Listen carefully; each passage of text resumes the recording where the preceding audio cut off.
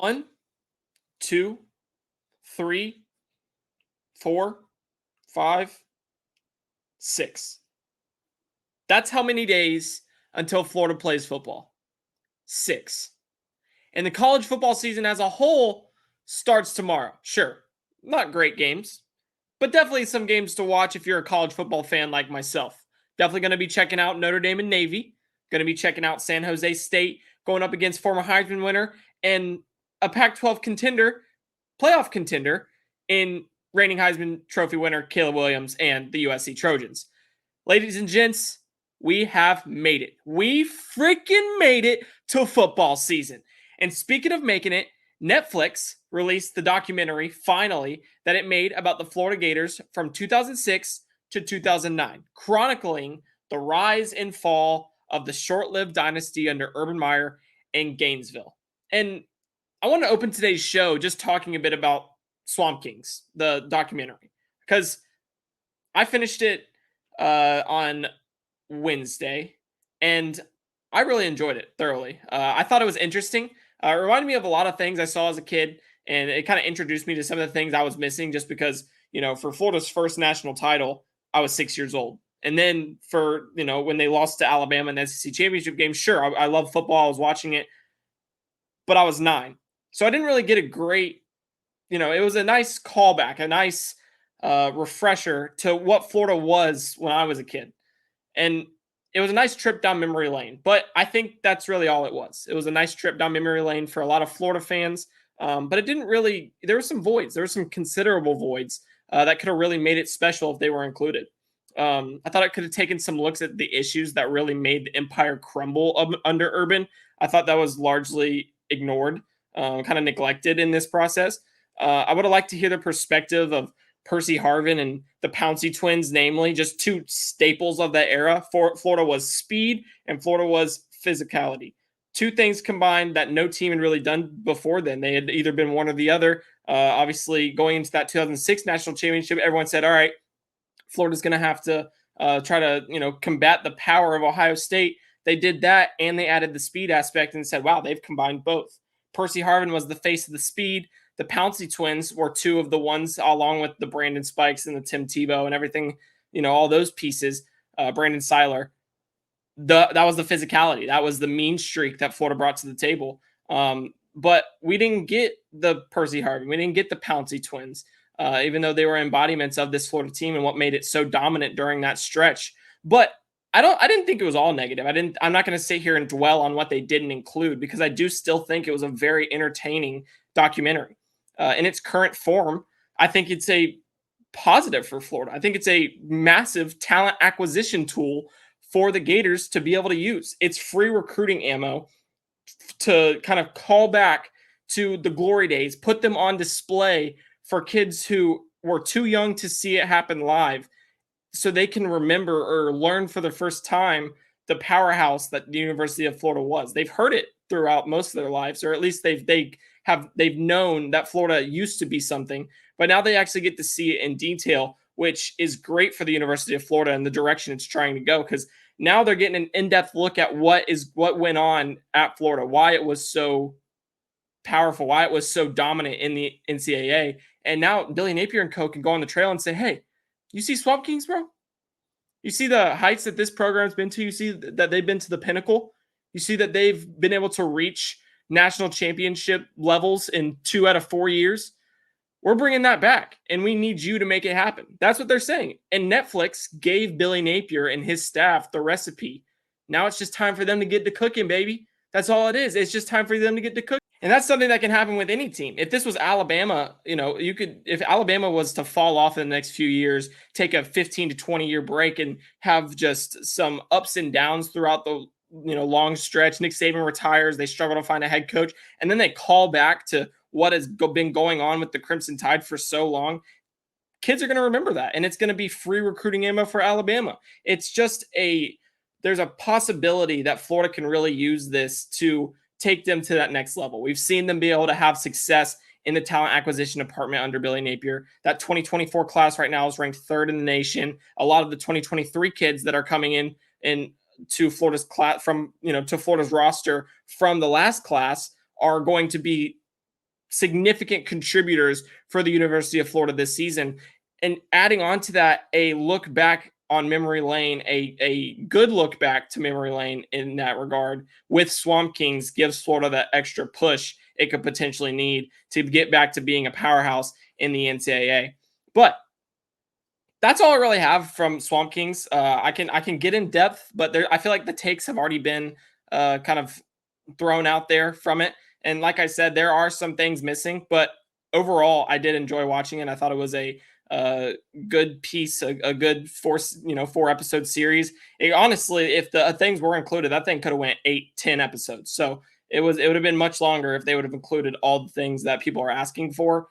Percy Harvin, Pouncey Twins, Cam Newton and his whole ordeal. Obviously, Aaron Hernandez was something that people didn't expect to be touched on, which it wasn't really at all outside of a few clips here and there of Hernandez. But there were just so many things that I thought was still positive, even though those weren't included, that I'm not going to sit here and knock it just because it was a fun watch. It just wasn't I don't want to say hit piece, but it was more on the fluff side than the in-depth documentary. Kind of, we're going to dig into some of the issues that many people expected when it wasn't. But now it's time for what y'all came here for. Some Florida Gators and Utah Utes breakdowns. But I'm taking a different approach to this one. We're going to do advantages for both teams, really what can set them apart from the other. What in this close matchup, we all expect it, or at least most people expect it, to be a close matchup, and it's been growing closer, at least in an odds perspective, over the past few weeks. With Cameron Rising's uncertainty looming, that has definitely been able to bring the line closer in favor of Florida. It started close to 10. Now it's down to 4.5, 5.5, I believe.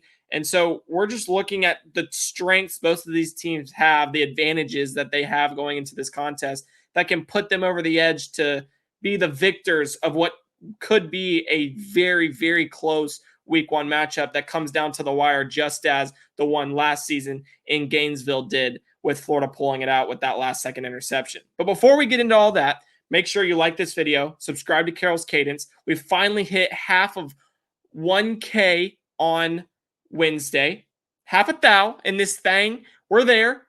So let's keep that thing pushing. Thinking about like 505 now. And we just want to keep it rocking. I want to keep this steady ascension that we got going up to the mountaintop moving. I want to keep it ascending. I want to keep it progressing. So if you're new here, go join the fam. Let's get this thing popping, baby. So the Gators and the Utes are set to kick off this 2023 season on August 31st. And we know that this game, like I said, is going to be a tightly contested one. But I think this is a tale of two teams that do things very similarly. They do very similar things. They both want to be balanced offensively. They want to run the football first, use the passing game as a secondary supporting act, churn out yards on the ground, keep the clock moving, control the game, just play in their own, not allow the other team to dictate how they're going to operate. They want to be the ones to dictate every single aspect of the game, whether that's on offense, defense, or special teams. They want to be the ones controlling what's happening on the field. Utah's proven that to be their game plan since Kyle Whittingham came in to the helm nearly 2 decades ago. And talking about Urban Meyer for the University of Florida, Kyle Whittingham is the one who replaced Urban Meyer with the Utah Utes when he departed for Florida. And he's been there ever since. So now they still have this guy who is he's one of the best head coaches in college football. And now you understand that they are very set in what they want to do. They're set in their ways, where Florida is still new to it, but they've embraced a very similar identity since Billy Napier came over from Louisiana Lafayette just a year ago. In his first year at the helm, they said, this is how we're going to play. We're going to be that methodical run first, just kind of imposing team. They want to impose their will on opposing teams. And they're going to continue doing that this season. They're probably going to do that at a higher rate this season. So now you look at what these two teams do and how they're built. And like I said earlier, they're similar. They both have dynamic duos leading a deep backfield. At Florida, it's Montrell Johnson and Trevor Etienne. At Utah, it's Jaquindon Jackson and Michael Bernard. Those are 4 very, very stout running backs, very solid running backs. Jaquindon and Micah are a little bit different just because in the way that they are used. Jaquindon is more of the, he's going to be the one to get the ball between the tackles. He's going to be the one to keep that offense moving. He's going to be their Tavian Thomas of last year, where he's the bell cow back. And then you have Michael Bernard, who's that change of pace guy. He's their top pass catching back. He was one of their better pass catchers last season. I think he was their second leading pass catcher in the entire season in 2022. So they have those two. Florida obviously has Montrell Johnson and Trevor Etienne, both more actual runners of the football rather than having one that's a change of pace, pass catching back as Michael Bernard is. But it does mean that these two teams are ready to rock with their first two running backs, and either one of them can come in and give this team exactly what they need, give these teams exactly what they need to perform at a high level. And then you just look at the trenches. These are two teams that pride themselves in being able to operate in the trenches. Florida has two offensive line coaches for a reason. Utah has been one of the most stout West Coast teams when it comes to physicality and just being a dominant group up front on both sides of the football in the Kyle Whittingham era. So they're both teams that will simply look to impose their will on others. And on Thursday, August 31st at 8 p.m., 5 p.m. Mountain Time, inside the beautiful Rice-Eccles Stadium, they're going to do it to one another. But that marks the question, how can one team do it better than the other? How can one team do what both teams want to do at a higher rate? What bodes in each of their favors? And I think three things between each team stand out. There's three. And I'll start with Utah, and then I'll get into Florida. And I'm going to start by saying, I just want to get this out of the way because, yes, and I'm going to start with this one and get it out of the way because I know it's going to be something that there's going to be people that disagree. But I don't care what anyone says. It's a notable advantage for the Utes. And in the same way that the Swamp was a drastic advantage for the Florida Gators a season ago, there were Utah players cramping up. The noise was obviously getting to them. They were struggling with humidity. Rice-Eccles Stadium is going to be a benefit in the opposite direction for the Utah Utes, just as the Swamp was for the Gators a season ago. It is. Florida players, when they go into that stadium, when they just make the flight, there are going to be players sucking for wind in that altitude. You have the factor that Utah hasn't lost a home game since 2018. And that mountain that they're trying to climb just gets a little bit steeper. And I'm not saying it's insurmountable, but I am saying that while it might not be an SEC atmosphere, because those are just hard to replicate anywhere outside the Southeast, if you think that it's going to have no effect on how these two teams play, how these two teams perform, you're watching or you're just seeing with your orange and blue glasses on. Because I know a lot of people last year said, oh, Utah's coming to the Swamp. That's going to be a huge advantage for Florida. And they were right. They were 100% right. It was a huge advantage for Florida because Utah's not used to playing in that environment. They're not used to playing in the stickiness that is the wet air that kind of just fills up the Swamp, fills up Ben Hill Griffin Stadium, and just how thick that heat is inside that stadium. They weren't ready for it. But then you sit here and you say, no, but even though I said that last year, going to Salt Lake City, Utah is not going to have any effect on Florida because it's my team.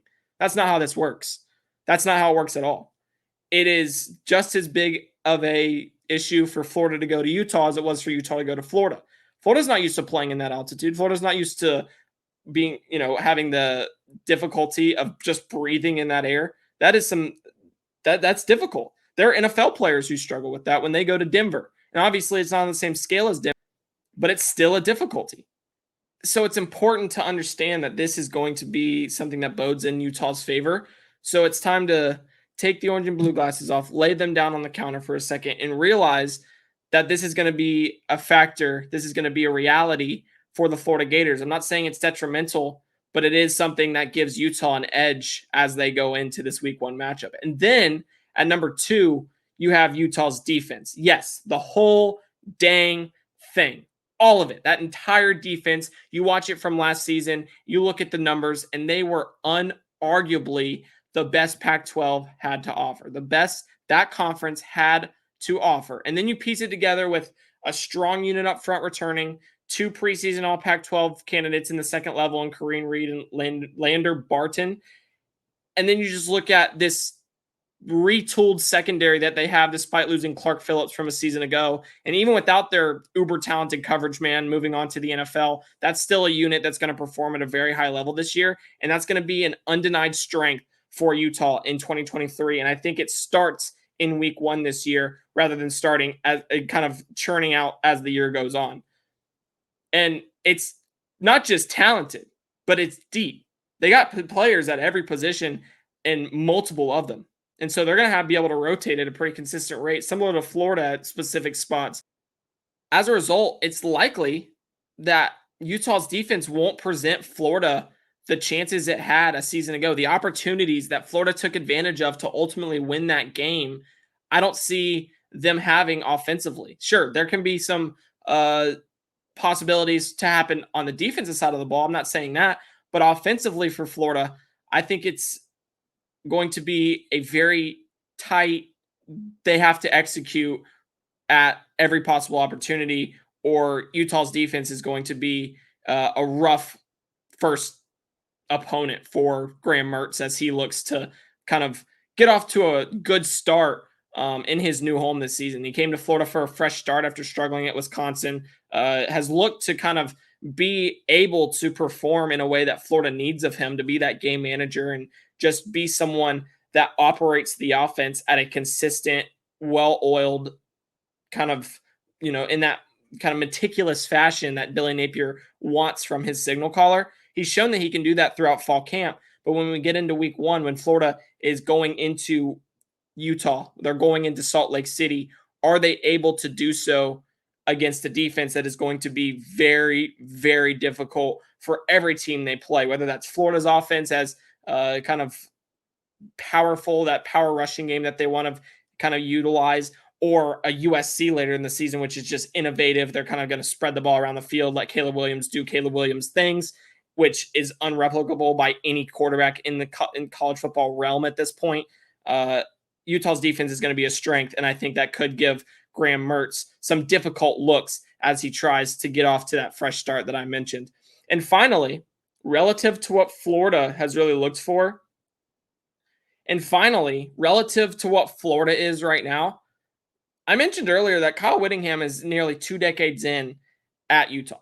He's the longest tenured head coach in college football, and this is a well-established program that understands each and every little thing that is asked of them as a result.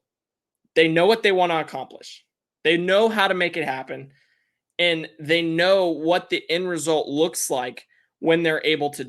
There's going to be times where they don't even have to think anymore. And that's going to be a drastic positive for Utah, a considerable positive for Utah, because you look at the bulk of this roster, and sure, they brought in a hefty amount of transfers to fill crucial spots this season, but most of the guys have been around the block once or twice with this Utah Utes team. Florida players haven't. They haven't. Billy Napier's in his second year. A lot of the leaders are still. There's been some that have emerged that were on the team previously, but a lot of the guys are still Dan Mullen guys. A lot of the guys were there for a tumultuous 2021 season, potentially even a 2020 season if you look at some of the pieces in depth roles. And so just having that familiarity within a system, what's expected, having veteran leaders that have been groomed for 3 to 4 years to take control of hefty roles and crucial roles in the offense, defense, special teams, whatever it may be, having the year over year consistency just helps produce discipline. It helps produce a fundamental aspect of your team. And then you can just block out a lot of the extras that come with getting to know the system, getting to understand the process, getting to understand what the product on the field should look like, and then executing in a way that it does look like what you've been told it needs to look like. Utah has that. Florida does not. It's where the Gators want to get, and they have continued to stress that this offseason. And I think they're moving in the right direction. I do. I think they are going to be much more disciplined team this year. I think we're going to see the operational aspects of Florida's team progress, but it's not where they're at. But Utah is. And as a result, I think Utah can be in a great spot going up against Florida this season. Last year, the Gainesville crowd took that out of play. Obviously, there were some concerns that Utah had or some errors that Utah had that was uncharacteristic of them playing in the environment that was the Swamp. But I bet you that that discipline, that understanding, that consistency at the top that has trickled down into the rest of the team shows from a fundamental standpoint this year playing at home for the Utah Utes. You flip to the orange and blue section of my breakdown here for strengths between two teams, just advantages between these two teams. Looking at the Florida Gators, and the first note I want to touch on, the first thing I want to mention is the fact that it's not necessarily a positive for Florida rather than a negative for Utah, but it's the fact that there's uncertainty surrounding one of the best college football quarterbacks in the nation in 2023, and he has been that really since late 2021, and his name is Cam Rising. Obviously, he suffered that ACL injury in the Rose Bowl just 8 months ago. He's still working back from that, and he's just had so many question marks over the process of 8 months. There was a time where he was kind of expediting his rehab process. It looked as if he was going to be well on his way to be able to play against the Florida Gators in week 1. But as we've approached that contest, it's been growing concern that he will not be able to go. He won't be able to play when the Florida Gators and Utah Utes face off. And if he doesn't play, that is a major advantage for Florida. But even if he does play, how similar will he look to the Cam Rising that we've all come to know? And personally, I love watching Cam Rising. I like this Utah team. I think this Utah team is a very good football program. I think that they are a legitimate contender to three-peat in that Pac-12, even with USC being as highly touted as they are going into this season with the reigning Heisman Trophy winner and one of the best offensive minds in college football in Lincoln Riley at the helm. Utah is still in that standing. But if Cam Rising comes in to this season not at 100%, can he be that dual threat quarterback that we've come to see? And it's not necessarily in the same facet of most dual threat quarterbacks that we see in today's game. He's more of an opportunistic runner, I like to call him, because he's not going to be run first. He's going to look to sling the ball downfield. But if he needs to, he can pick up yards on the ground. He did it last year against Florida. He had 9 rushes for 71 yards and was dominant against the Gators in being able to pick up first downs. He had a late rush on that final drive that really put Utah in position to be able to beat Florida before the interception by Amari Burney kind of sealed the deal there. And so he doesn't bring that to the table. He's forced to sit back in the pocket and make throws all day long. He's going to be facing a Florida defense that looks drastically different from a year ago, not just from a personnel standpoint, but also from a tendency standpoint and how Austin Armstrong is going to want to bring pressure. Being back in that pocket gives Florida an advantage. And then if he doesn't play, which is becoming more likely the case day by day, Bryson Barnes is stepping into that spot. Obviously, earlier in this offseason, it was Brandon Rose. He was named as like the guy that would be ready to go if Cam Rising got hurt and Brandon Rose gets hurt.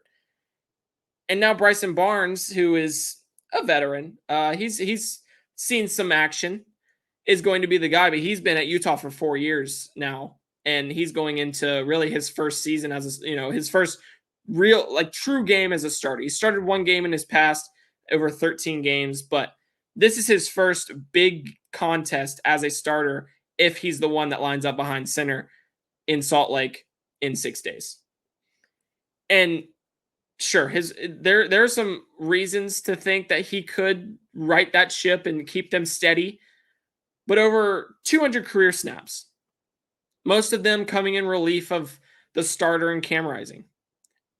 Out of 200, he's handed the ball off 109 times. And in those other 91, he's thrown a pass on 57 of them, completing 37, which is a 64.9 completion percentage, which is a good rate. He's able to complete the ball at a pretty good rate, makes smart decisions with the football.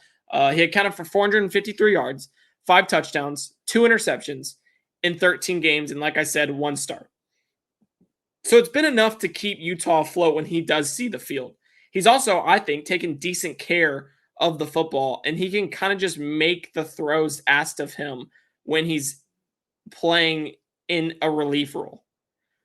But going into a highly juiced atmosphere that he will against the University of Florida, going into that situation, just with with all the different looks that are going to be thrown at him by Austin Armstrong, by this Florida defense, with all the pressure coming into him, with all the simulated pressures and the creepers with, Princely Omamielen dropping back into coverage and Shamar James coming in to attack the pocket, try to collapse, and get him in the dirt. How will he fare there? How will he fare when he's in a position where no longer is he a relief guy? He doesn't have Cam Risington on the bench where if he struggles that he can come in and get relieved. I think that's a big question mark. And so you look at the uncertainty of Cam Rising in a vacuum, the whole picture of it, whether he plays or not, there are question marks that I think ultimately bode in Florida's favor. And I'll get into what my prediction, whether Cam Rising plays and doesn't play on Monday, but I do think there is a legitimate reason for the line in Vegas to drop how it has. And it's because of Cam Rising being potentially, whether he's out or not, potentially either a shell of himself or Utah having that uncertainty at the quarterback position. Number 2 is Florida's defensive line. And I know I mentioned Utah's entire defense, and I think Florida's defense is going to be vastly improved this year, but I want to single out Florida's defensive line because I think that's the unit that leads the defensive resurgence for the Florida Gators this season. Last year, they really only had Gervon Dexter. Obviously, there was Desmond Watson. Jalen Lee was the starter to begin the year, was shaky, didn't really see the field much towards the end of the season, kind of fizzled out and did not live up to expectations. He's since transferred to LSU. Chris McClellan started to see a role later in the year. Desmond Watson obviously took over that starting spot. But there was just not a lot of depth on this Florida defensive line that allowed a Gervon Dexter to come out of the game without seeing any type of drop-off. I don't think that's going to be the case this year. You're not going to see a defensive lineman playing upwards of 60 snaps the way that Gervon Dexter did throughout last season. Because you got Cam Jackson, Chris McClellan, Caleb Banks, Desmond Watson, Will Norman, Tyreek Sapp, all of which showing that they can perform in the interior defensive line roles and do so at a high level.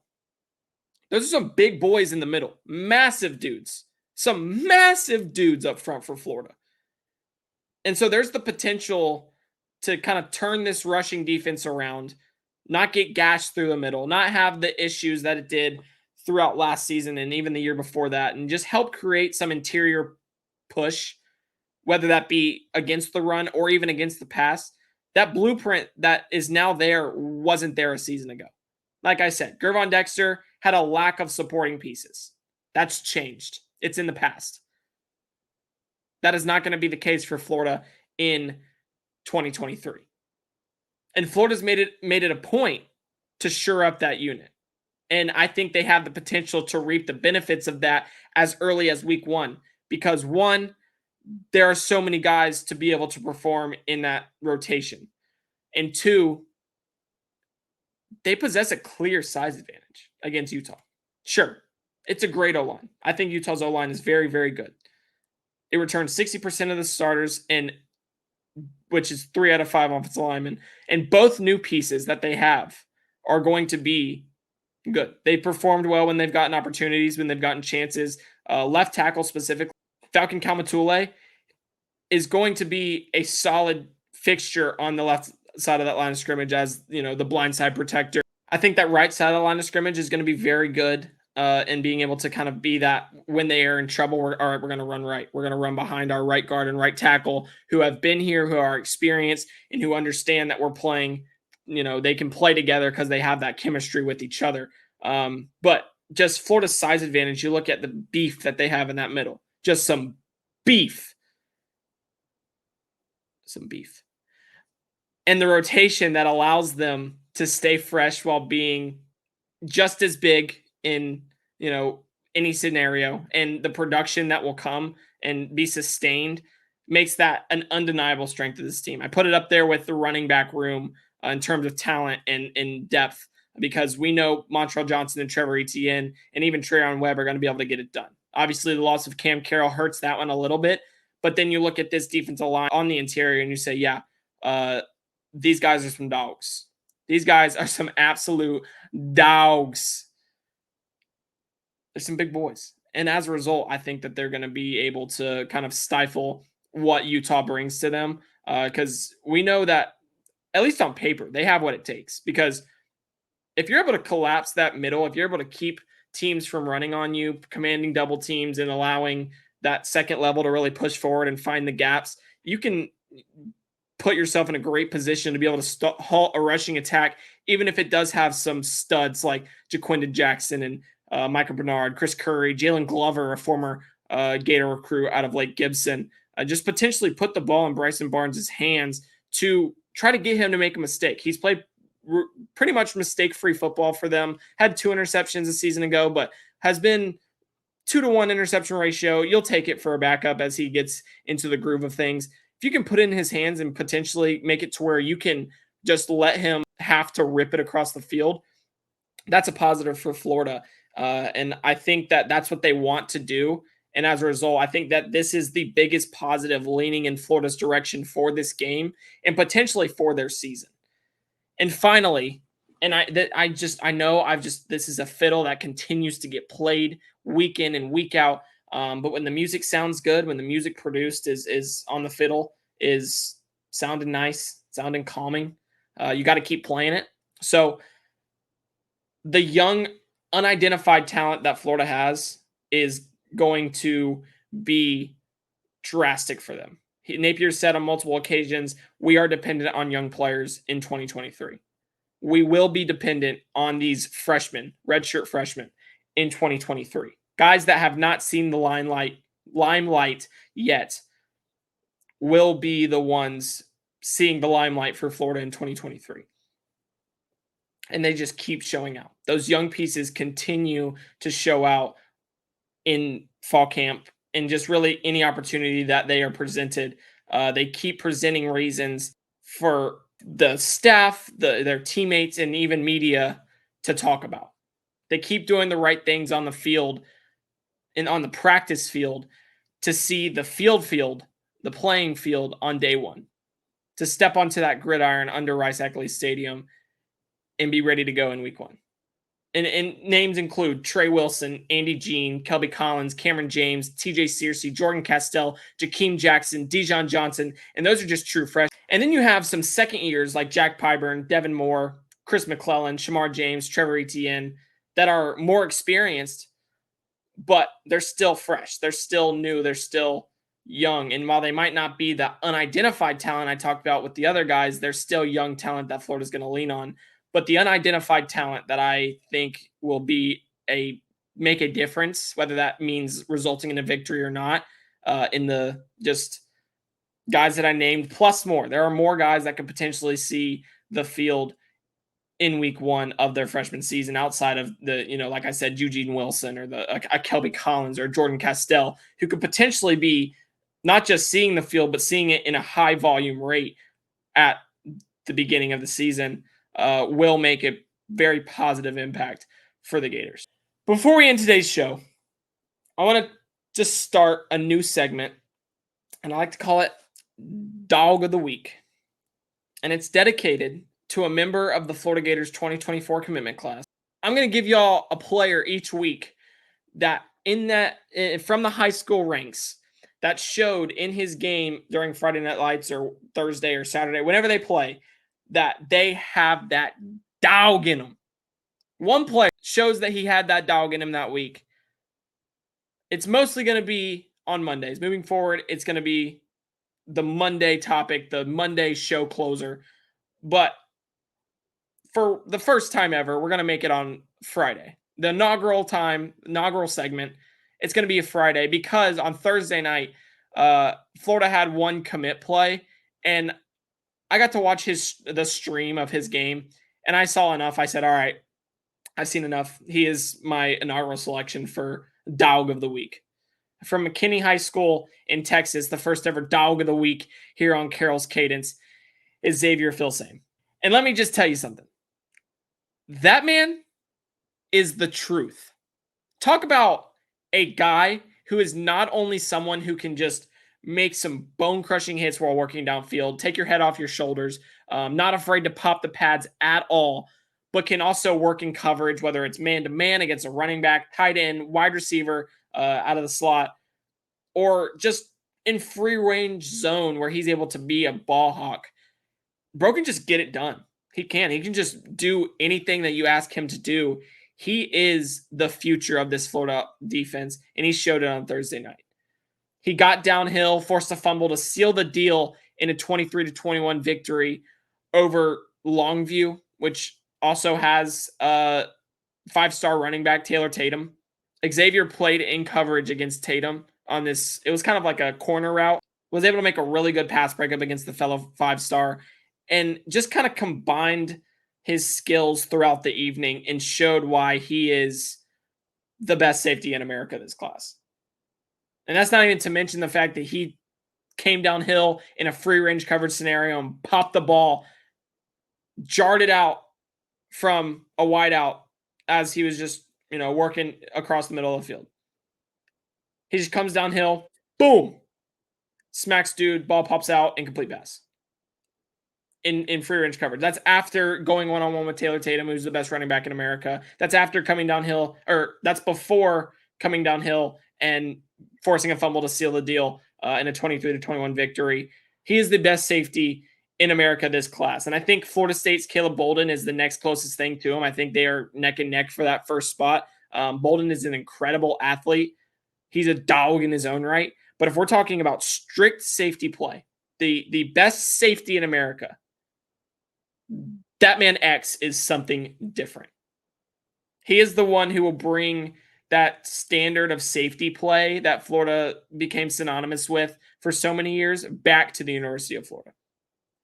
He is the one to continue the long line of talented players in that back end that has been missing for so long. The Reggie Nelsons, the Major Wrights, Ahmad Black, Matt Elam, Keanu Neal, Marcus May, so on and so forth. The guys that made Florida's secondary feared. X is the future of that secondary. X is the future to be able to bring that back. And as a result, I think he might start in this unit on day one. He could possibly start if he was on campus right now. He is that good.